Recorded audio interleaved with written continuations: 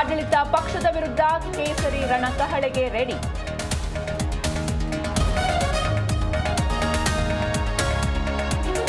ಶಿಡ್ಲಘಟ್ಟ ಪೌರಾಯುಕ್ತೆಗೆ ನಿಂದನೆ ಪ್ರಕರಣ ಆರೋಪಿ ರಾಜೀವ್ ಗೌಡ 14 ದಿನ ನ್ಯಾಯಾಂಗ ಬಂಧನ.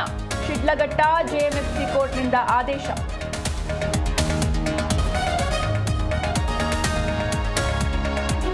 ಸಾಲಗಾರರ ಕಿರುಕುಳ ತಾಳಲಾರದೆ ವಿಷ ಸೇವನೆ, ಸೆಲ್ಫಿ ವಿಡಿಯೋ ಮಾಡಿ ಜೀವ ಕಳೆದುಕೊಂಡ ವ್ಯಕ್ತಿ.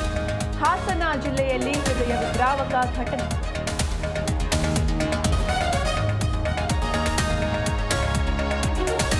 ಕೋಟ್ಯಾಂತರ ಸಂಗೀತ ಪ್ರಿಯರಿಗೆ ಶಾಕ್. ಗಾಯನಕ್ಕೆ ಗುಡ್ ಬೈ ಹೇಳಿದ ಅರ್ಜಿತ್ ಸಿಂಗ್. ಹೊಸ ಹಾಡು ಹಾಡಲ್ಲ ಅಂತ ವಿದಾಯದ ಪ್ರಕಟಣೆ.